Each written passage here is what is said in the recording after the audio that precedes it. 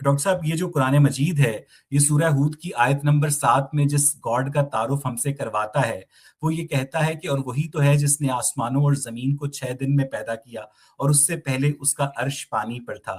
وہ کائنات کی تخلیق سے پہلے اس کا عرش ہائیڈروجن اور آکسیجن سے مل کر بننے والے پانی پر تیر رہا ہے، وہ ایک عرش پر بیٹھا ہے۔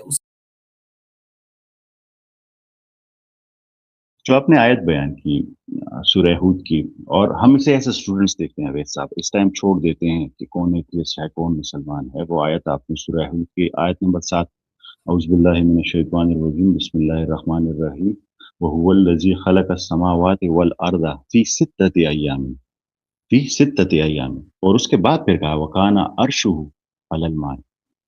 اویس صاحب اب ذرا آپ نے اس کو سٹارٹ سے سمجھنا ہے۔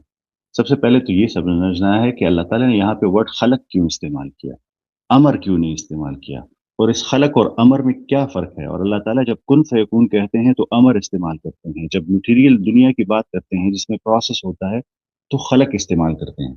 پھر اس کے بعد اللہ تعالیٰ نے کہا کہ اس زمین اور آسمان کو میں نے 6 دنوں میں 6 ایام میں پیدا کیا، 6 سٹیجز میں پیدا کیا۔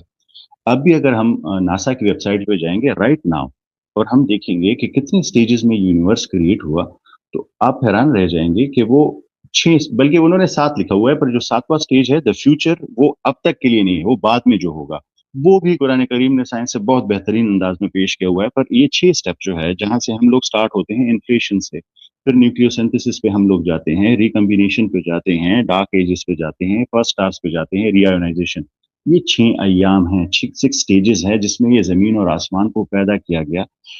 اب اویس صاحب جو سب سے پہلے جو بالکل انفلیشن سٹارٹ ہوئی، بالکل انیشل سٹیج، اس میں سب سے پہلا ایلیمنٹ کیا بنا؟ آپ سے ایک غلطی ہوئی اس ویڈیو میں، شاید انجانے میں آپ نے کہا کہ یہ ہائیڈروجن اور آکسیجن دونوں سٹارز میں بنتے ہیں، وہ شاید آپ نے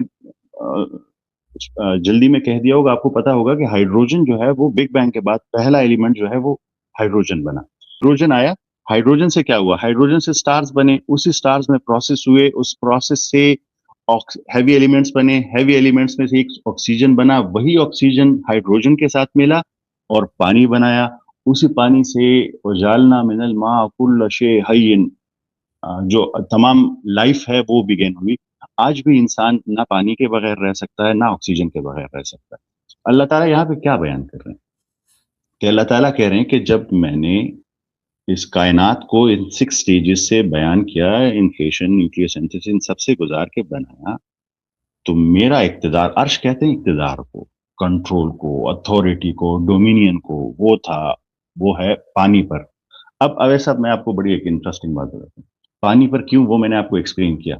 یہ پوری کائنات کی ابتدا ہائیڈروجن سے ہوئی، ہم سب ڈیپینڈنٹ ہیں آکسیجن پہ، وہ 2 ایلیمنٹ جو پانی پہ بنے ہوئے ہائیڈروجن اور آکسیجن، جن سے مل کے پانی بھی بنا ہے، آکسیجن بھی ہے، یہ تمام سٹارز، یہ پورا نظام اس سے بنا ہوا ہے۔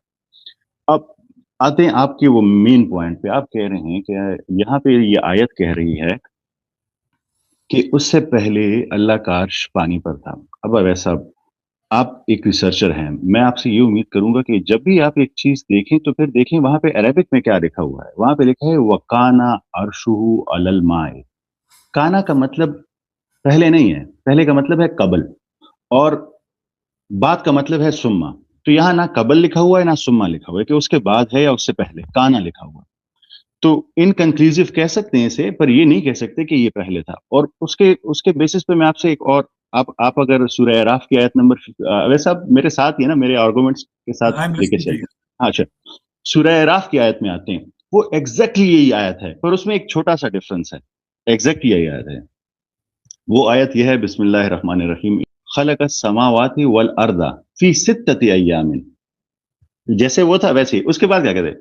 ثم استوى علی العرش، ثم کہتے ہیں اس کے بعد وہ استوار ہوا عرش پر، اس کی اتھارٹی، اس کا کنٹرول سنبھالا اس نے۔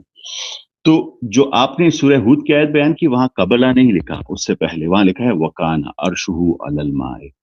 اور جو سورہ انفال کی آیت میں نے آپ سے بیان کی 54، وہ کہتی ہے ثم، اس کے بعد ثم استوى علی العرش، عرش پہ یعنی اس کے ڈومینین پہ، اس اختیار، اس اقتدار، اس کو کریٹ کرنے کے بعد اس کا پورا کنٹرول، پانی، ہائیڈروجن، آکسیجن، جو میں نے آپ کو بیان کیا کہ اس کائنات کا پورا نظام جس سے چل رہا ہے، اس کا اقتدار، اس کا کنٹرول ایک ہی ذات کے پاس ہے، وہ ہے اللہ تعالیٰ کے پاس.